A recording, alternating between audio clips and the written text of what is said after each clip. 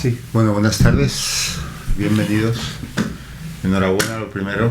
Pues me ha gustado verlo por tercera vez ya, me parece un documental extraordinario. Bueno, había pensado hacer un comentario, haceros algunas preguntas en relación con el propio resumen o ficha que habíais hecho para esta película. Decís ahí que este es un documental que reflexiona acerca del derecho a la expresión de los individuos, de que defiende la libertad de la palabra, sea cual sea la perspectiva ideológica del sujeto, ¿no? Entonces, bueno, sobre todo mi enhorabuena, porque yo soy un apasionado de Sarduy. Lo he leído mucho y me parece que es un documental que expresa un conocimiento muy, muy profundo de su obra y de su persona. Y bueno, se nota que habéis trabajado mucho, que compartís origen también con él.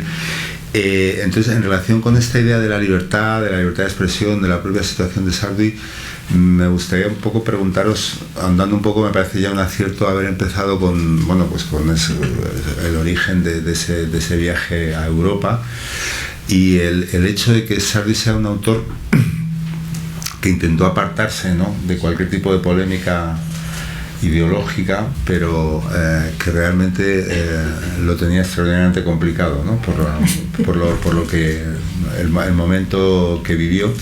No fue como Cabrera Infante, que tuvo una posición más explícita a la hora de hablar de su país de origen, pero aún así se vio envuelto en esta coyuntura tan compleja, y me parece que lo refleja muy bien, ¿no? Esta idea de la oposición, que fue crucial en la literatura latinoamericana, de las posturas que representaban Casa de las Américas y Mundo Nuevo, por otra parte, ¿no? En ese sentido, bueno, un poco preguntaros, ¿teníais una idea muy clara de empezar ahí el documental en esa coyuntura ideológica? Sí. En principio era muy importante decir específicamente, es decir, partir específicamente del momento de la muerte, porque es un hombre que muere joven, muere en plenitud de creación y además con cosas pendientes, como suele ocurrir en casos como estos, ¿no? Entonces, de ahí regresar a lo que fue la carrera de Severo Sarduy, ¿no? O sea, el momento en que él desarrolla toda su obra en Francia. Y para esto, quiero decirlo porque tiene que ver con la manera en que quisimos contar la historia, ¿no?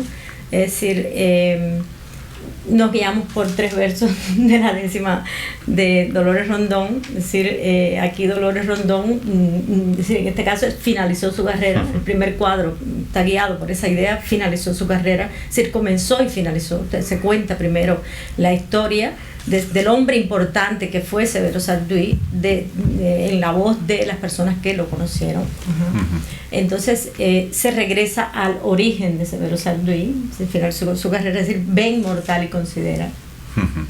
Es el segundo verso de la décima a Dolores Rondón. Y el tercero, las grandezas, cuáles son, que es el tercer cuadro de la película, donde entonces ya se habla qué es lo verdaderamente importante, cuál es el legado que nos deja Severo Sarduy. Entonces esa fue la idea, la manera en que quisimos organizar la historia. Ahora, respondiendo a tu pregunta, para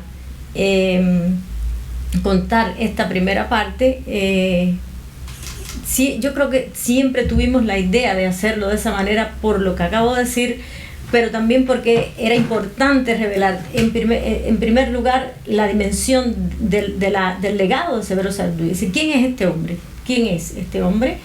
Como digo, contado por aquellos que lo conocieron.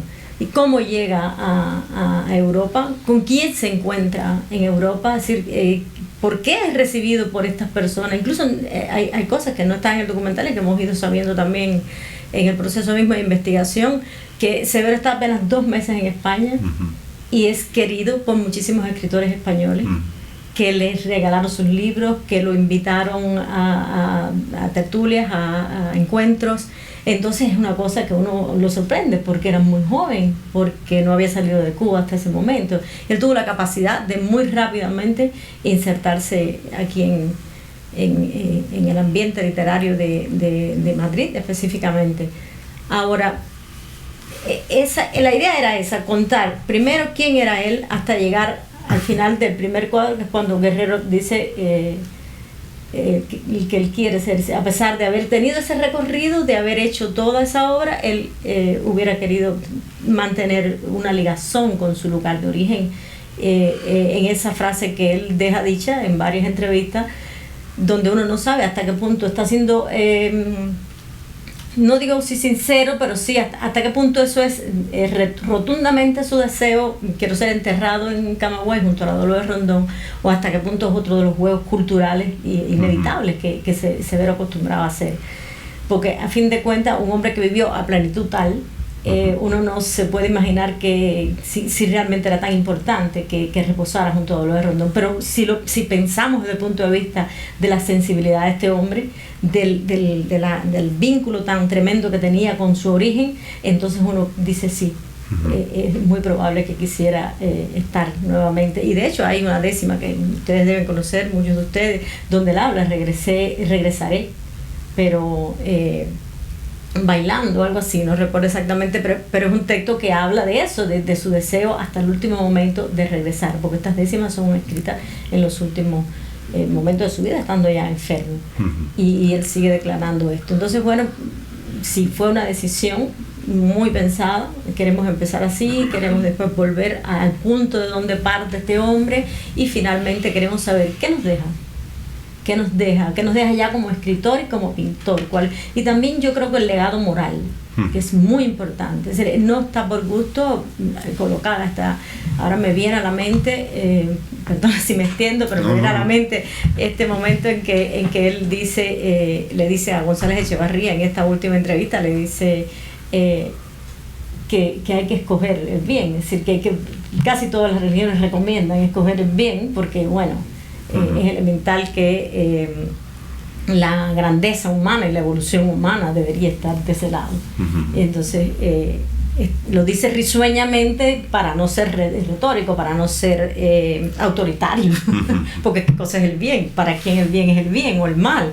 Entonces lo dice sí risueñamente, pero por supuesto que está haciendo un llamado a la ética y a la postura de dignidad y de respeto por el ser humano, entre otras cosas también por el derecho a la palabra, ¿no? Por ahí.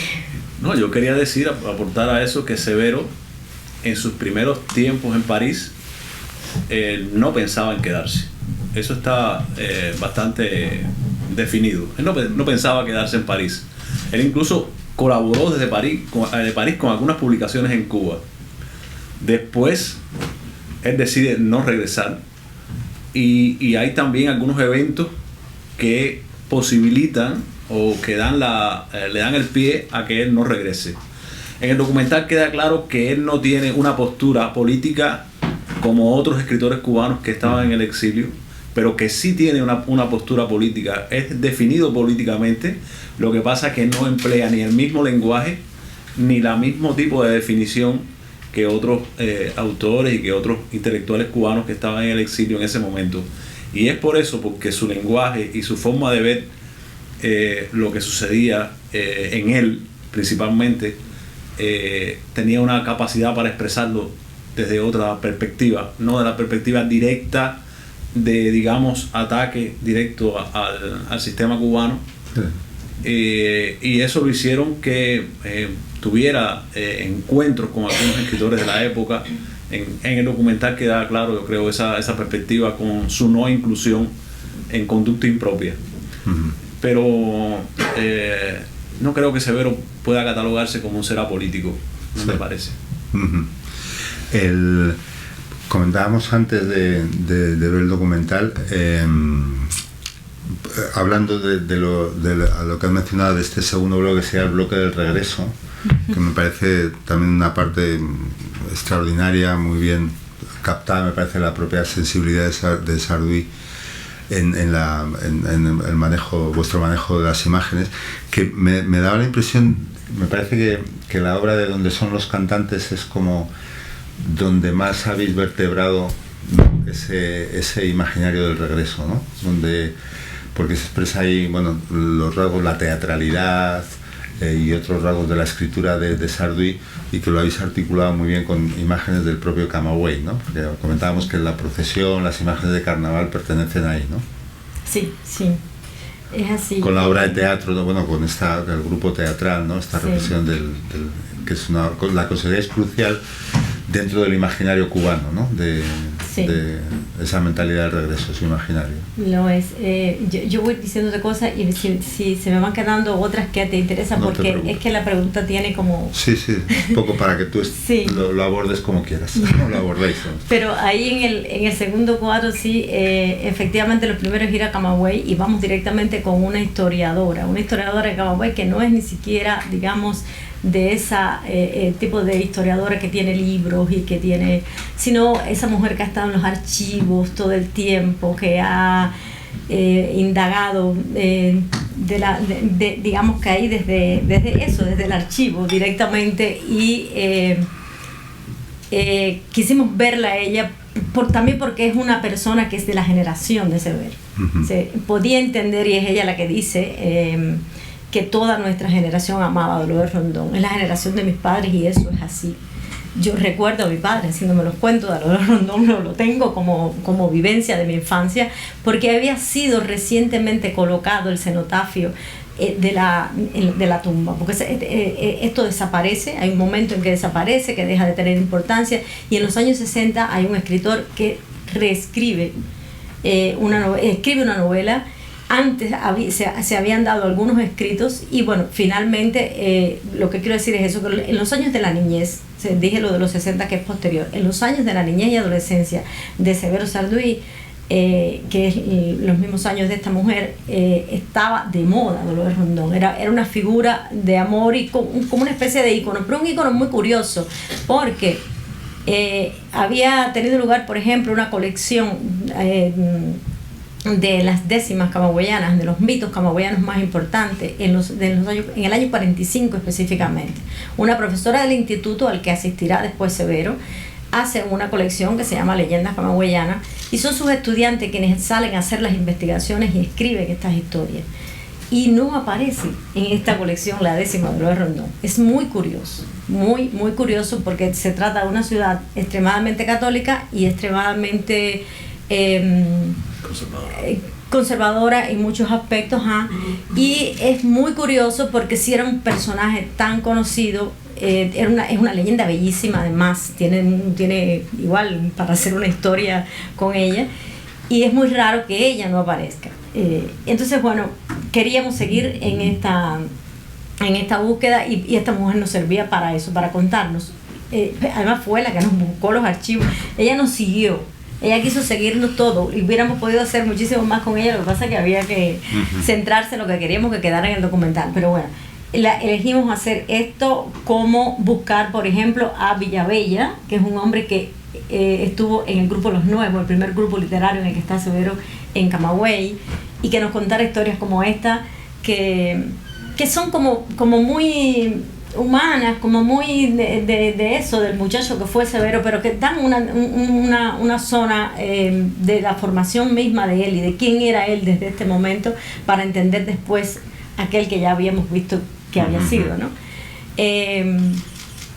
Lo de los carnavales, efectivamente, en Camagüey, en la obra donde son los cantantes, en la obra de Severo, eso es visible, está esos dos lados, el lado un poco de la noche oscura, del baile, del gozo, de la vida, de la libertad, en los carnavales, el San Juan camagüeyano, que es absolutamente como suelen ser los carnavales. Las congas de Camagüey se vienen ensayando no sé cuántos meses antes, y aquello es tremendo, es muy especial. Pregúntenle a Gustavo, que ha hecho fotos a los tocadores de tambor y que sale a buscar, por ejemplo, cuando están echándole fuego al cuero para calentarlo, para que suene bien, en fin, es todo un ambiente que se contrapone en la obra de Severo con la parte santa, la parte sí, el otro lado del ser humano, y que a mí me gusta verlo mucho a través de un sacerdote camagüeyano, un sacerdote español radicado en Camagüey, el padre Valencia, que con el que él juega muy curiosamente en una entrevista que le hace Joaquín Soler Serrano aquí en Madrid. Y dice que él era un santo, que le gustaba ser como el padre Valencia, porque bueno, él se vincula de alguna manera. Entonces uno que sabe que Severo era una persona con un ansia de libertad, con un despliegue absoluto de todos sus deseos y que quiso vivir intensamente, y al mismo tiempo es un hombre que se dedicó también a una vida un poco como monástica cuando se trataba de aquello que él quería, de aquello que él amaba, la literatura, Cuba, tantas cosas. Entonces, bueno, sí, eso está tratado muy conscientemente. Camagüey, cantos y santos, ¿no? Como exactamente. Y que se ve un poco porque las imágenes de comida de carnaval y las procesiones son también como muy espectaculares las dos, ¿no? Es muy... Sí. Él le responde así a Joaquín Soler Serrano, le responde Camagüey, cantos y santos. Es eso, Camagüey, un poco España, sobre todo un poco España, la del sur, que él lo decía, además, esa España, ¿no? No, el interés era acercar el documental a que se pareciera a Severo. No, el documental de algún modo se acercara a Severo, ¿no? El carácter de Severo. Lo lográis muy bien. Esa era la idea, por eso las imágenes se contraponen en ese sentido. Sí, y buscamos en varios momentos, fue una cosa que se fue haciendo con el tiempo, porque como en 2 o 3 carnavales diferentes filmamos imágenes del carnaval, también de las procesiones, entonces fuimos creando un cuerpo de imágenes para dar esa... Sí, esas imágenes de las figuras también que se va incorporando al carnaval para las procesiones, etcétera, muy llamativo, ¿no? No, yo creo que es lo mejor que se puede decir en un documental sobre un artista, que es realmente un retrato. Muy buen documental. Un retrato. ¿Dónde se puede ver otro día este documental? ¿Aquí se puede ver? ¿En Madrid? No. Lamentablemente no. Porque yo me estoy acordando de amigos míos cubanos que salieron, que no han venido porque no sabían ni que había. Yo venía de casualidad. Digo, a ellos sí les gustaría mucho verlo, claro. Allí, claro. Eso va a ser... Muchas gracias. Sí, que es realmente un retrato visual muy bien hecho. Y yo, bueno, aprovechando esta cuestión del retrato visual, tampoco tenemos muchísimo tiempo, quería preguntaros, para que me contéis y nos contéis al público, un poco esos objetos iniciales que os preguntaba antes, con el que se abre y cierra el documental, ¿no? Sí, vamos a hablar de eso, y quería decirte algo que se quedó de la otra pregunta, pero porque es que forma parte más bien del tercer cuadro, la parte del grupo de teatro. Para mí, para nosotros fue una cosa muy importante, porque cuando salimos a buscar a Severo, íbamos a buscar así, estábamos muy convencidos, íbamos a buscar solamente personas que conocieran a Severo Sardí.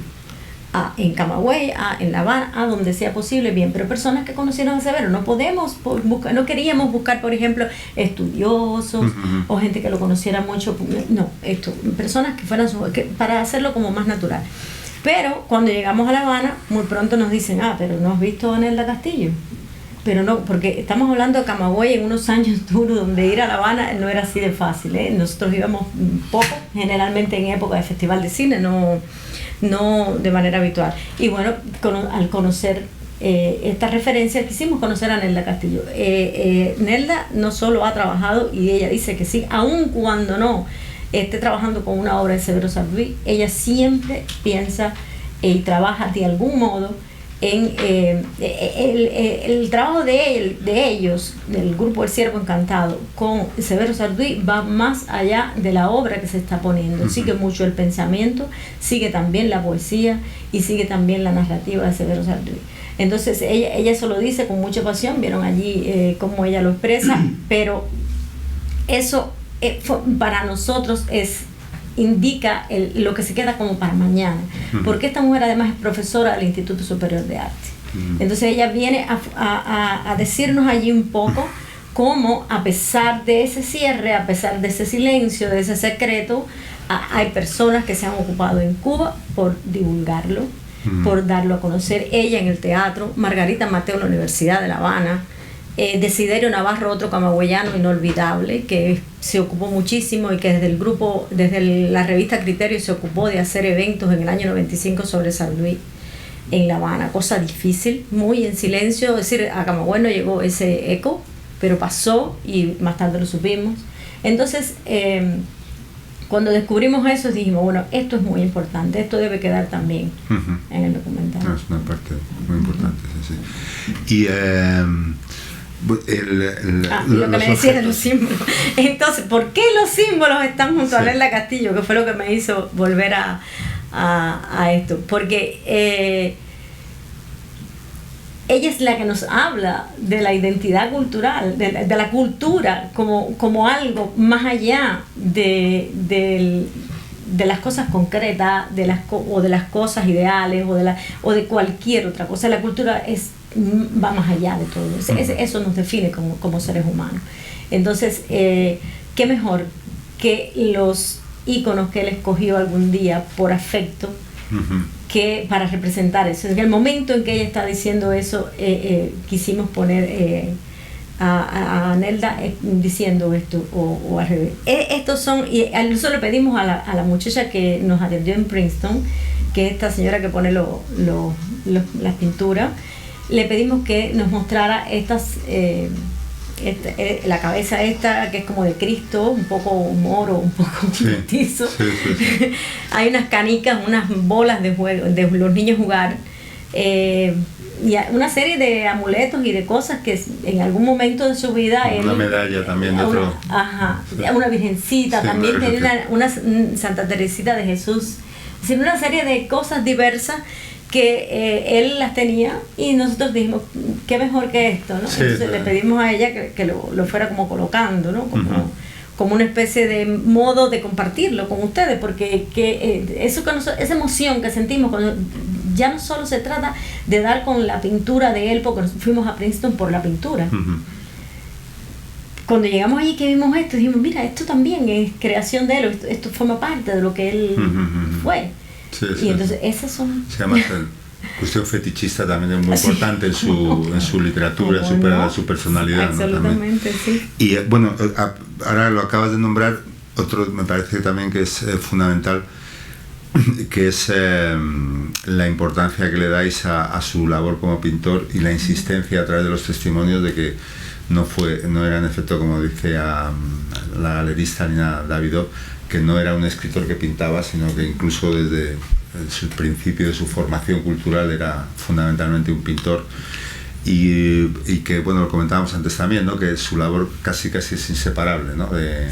Esa foto, comentaba, porque incluso me había planteado la posibilidad de proyectarla aquí, esa foto de él pintando, que realmente parece que está escribiendo, que es una foto, comentaba yo que yo escribí un artículo sobre su literatura y su pintura, y pedí por favor que me dejaran poner esa foto, porque parecía que era fundamental esa idea de escribir con el cuerpo, ¿no? Como esa necrológica donde la máquina de escribir está apartada, ¿no? Lo que quiere es que sea con la mano escribir, pintar al mismo tiempo, ¿no? Entonces también muy muy importante, ¿no? Y me contáis que tuviste acceso sobre todo en los fondos de Princeton, ¿no? Que está prácticamente casi toda su pintura, ¿no? Prácticamente todo así. Nosotros primero vimos a Lina Davidov, que fue muy atenta con nosotros, pero solamente quedaban 3 pinturas allí.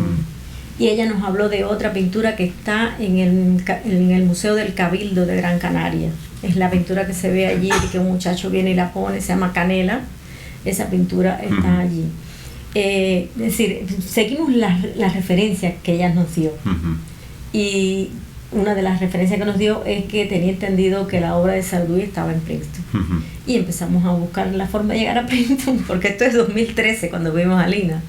En el 2015 apliqué a una beca de investigación de los amigos de la biblioteca de Princeton, y bueno, tuvimos la oportunidad de ir hasta allí y pudimos ver toda la pintura de Severo, que está allí. No puedo afirmar si esté allí la mayor parte de su obra. Hay muchas personas que tienen pinturas de él. Entonces, bueno, que él se las regaló, qué sé yo. Pero bueno, hay una buena cantidad, hay un fondo importante de obras de Severo Sardou en la Universidad de Princeton. Bueno, antes de pasar al público por si quiere preguntar algo, quería hacer un comentario que es una pregunta y una pregunta final. Primero, bueno, lo que casi lo que más me ha gustado del documental, me ha parecido extraordinario, ha sido la idea del retrato final. Cómo se va haciendo en la pared, porque me parece que eso sí que es... o sea, me parece que es una comprensión extraordinaria de lo que es la pintura y la escritura de Sarduy, y como me recordaba un poco a esta idea de Borges, que del prólogo del Hacedor de Borges, cuando alguien intenta hacer un mapa del mundo y al final descubre que hace el dibujo de su propia cara, ¿no? Y en ese sentido me parece que es extraordinario cómo, o sea, hacer un retrato, construir una imagen, una figura, no modelando, sino incidiendo, esculpiendo en una superficie, ¿no?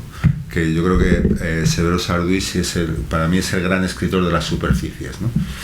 De jugar con la superficie y tratar de dibujar, crear, construir y escribir sin ir más allá, sin ningún tipo de profundidad, que la tenía, pero que todo se desarrolla en superficie, ¿no? Entonces quería preguntaros cómo se os ocurrió, porque realmente me parece o sea, me encantó, porque al principio no entendía muy bien, ¿sabes? Cuando vi que era un retrato me pareció extraordinario y era una captación perfecta de lo que es la poética de Sarduy, ¿no?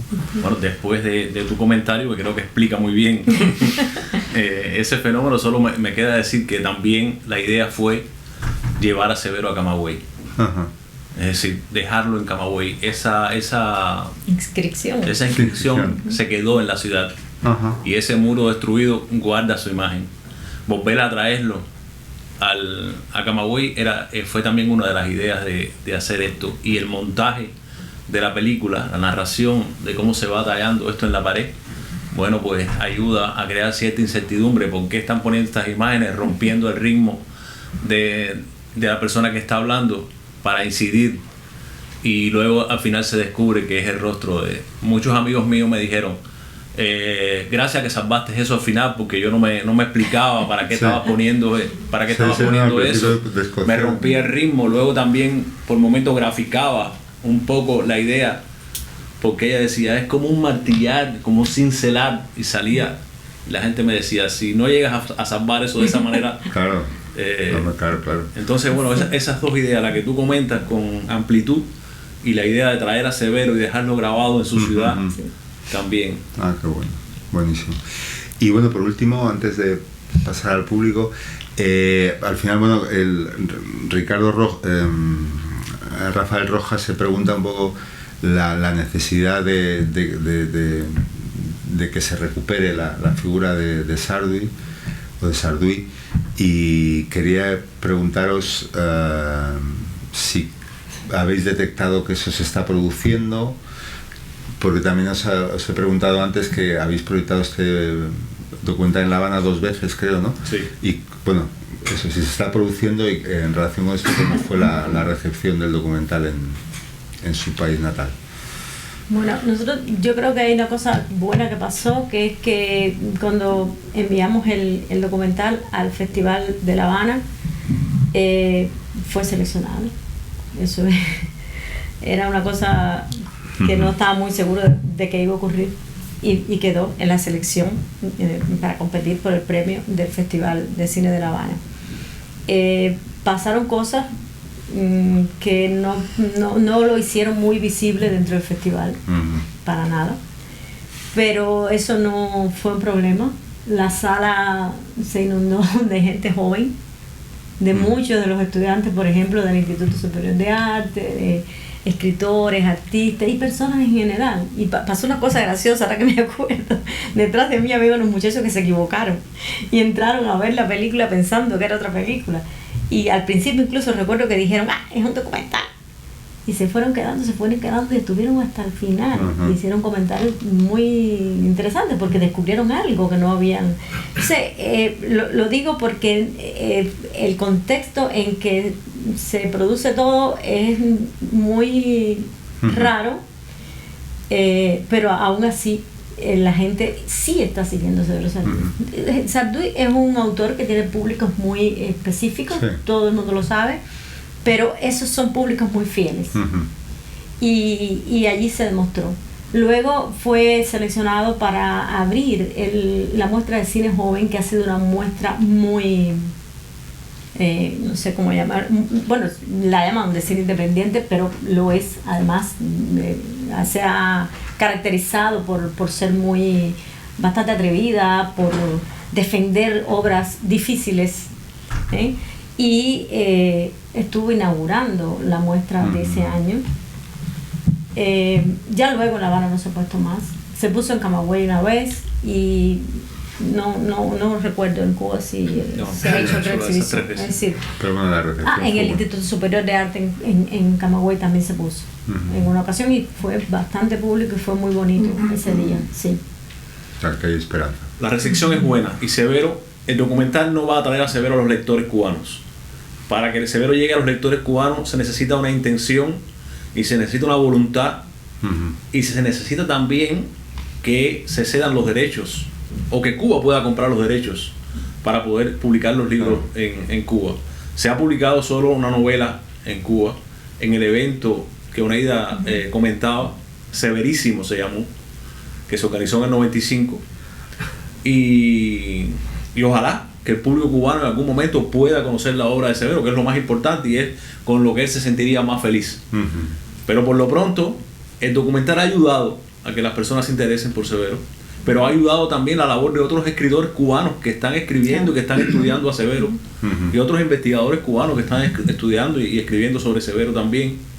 Es decir, que tiene sus influencias. Y en el ámbito del teatro, por ejemplo, la labor que ha hecho Nelda Castillo es interesante. Y en el ámbito de las artes plásticas, en Camagüey mismo, la ciudad donde nació, me gusta mucho la idea de que se hiciera una exposición con reproducciones de Severo, de la obra de Severo, que se agenciaron de manera muy rústica y muy elemental, pero que se puso y se dijo, existe este hombre. Entonces, lo que hace falta es voluntad